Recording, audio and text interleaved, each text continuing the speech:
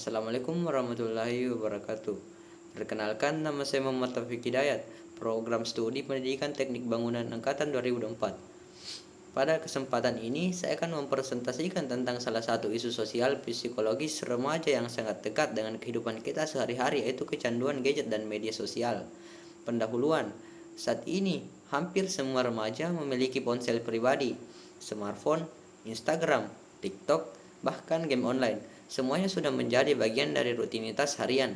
Masalahnya, penggunaan gadget ini sering tidak terkontrol, sampai akhirnya menimbulkan yang namanya kecanduan. Kecanduan gadget adalah kondisi di mana seorang tidak bisa melepaskan diri dari handphone, terus merasa ingin mengecek notifikasi, sulit berhenti scroll media sosial, dan merasa gelisah jika tidak memegang ponsel dalam satu hari. Isu ini sangat penting dikaji pada remaja karena remaja adalah pengguna internet terbesar di Indonesia. Menurut beberapa survei, seperti dari UNICEF dan Kominfo, banyak remaja Indonesia menggunakan gadget lebih dari 6-8 jam per hari, bukan untuk belajar tapi untuk hiburan. Banyak berita viral yang menunjukkan remaja marah atau stres ketika ponselnya itu dibatasi.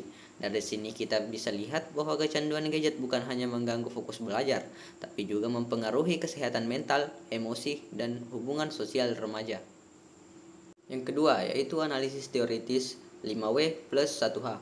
Pertama, apa itu kecanduan gadget? Kecanduan gadget adalah penggunaan HP dan media sosial secara berlebihan sampai mengganggu aktivitas penting seperti sekolah, tidur, dan interaksi sosial. Dan yang kedua, siapa yang paling terdampak? Mayoritas adalah remaja usia 13-20 tahun. Kelompok ini sangat aktif di TikTok, Instagram, game online, dan platform hiburan lainnya. Dan yang ketiga, kapan fenomena ini meningkat? Kasusnya naik drastis setelah pandemi COVID-19. Waktu itu sekolah dilakukan secara daring sehingga remaja makin terbiasa menggunakan gadget hampir setiap hari. Dan yang keempat, di mana hal ini sering terjadi? Di mana saja, di rumah, di sekolah, bahkan di tempat umum. Selama ada internet, peluang kecanduan akan selalu ada. Dan yang kelima, mengapa kecanduan ini terjadi? Ada banyak beberapa faktor yang menyebabkannya, yaitu media sosial memang dirancang membuat penggunaan ketagihan melalui fitur scroll tanpa henti, notifikasi, dan like. Remaja mencari validasi dan pengakuan dari teman sebaya.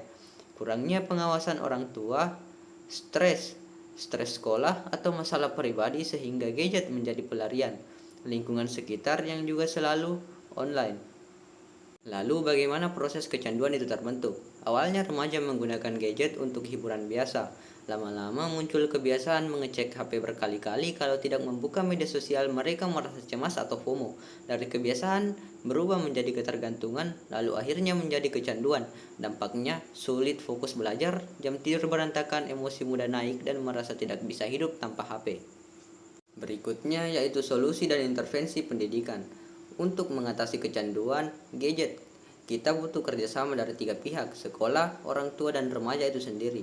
Dan yang pertama yaitu guru atau sekolah.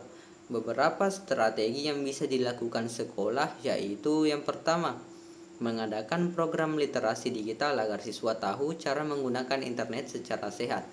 Dan yang kedua, menyediakan layanan konseling untuk membantu siswa kecanduan gadget. Dan yang ketiga, menerapkan aturan zona tanpa HP selama pelajaran berlangsung. Dan yang keempat, membuat diskusi kelompok tentang dampak negatif media sosial.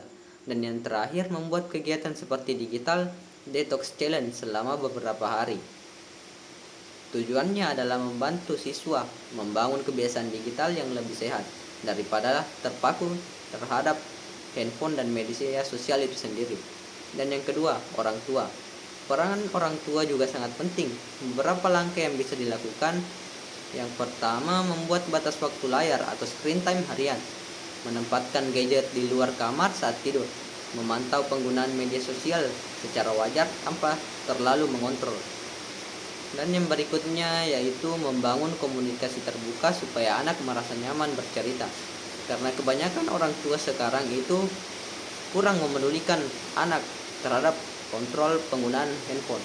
Dan yang berikutnya itu memberikan contoh yang baik dengan mengurangi penggunaan handphone saat sedang bersama keluarga.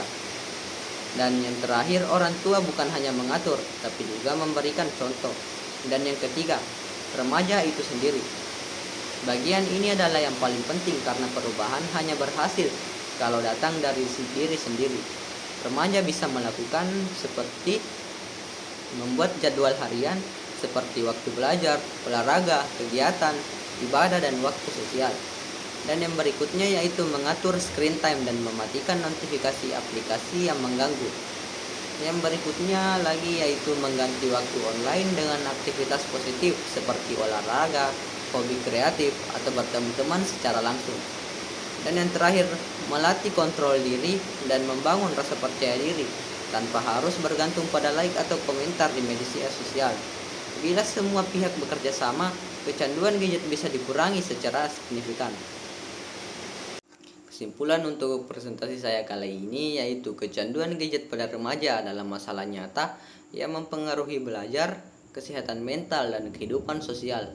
Penyebabnya berasal dari teknologi, lingkungan, dan kondisi psikologis remaja. Karena itu, solusi harus dilakukan bersama-sama oleh sekolah, orang tua, dan remaja. Dengan literasi digital, manajemen waktu yang baik, serta pengawasan yang tepat, remaja bisa menggunakan gadget secara sehat dan seimbang. Terima kasih. Sekian dari presentasi saya. Bila ada kekurangan mohon dimaafkan. Wassalamualaikum warahmatullahi wabarakatuh.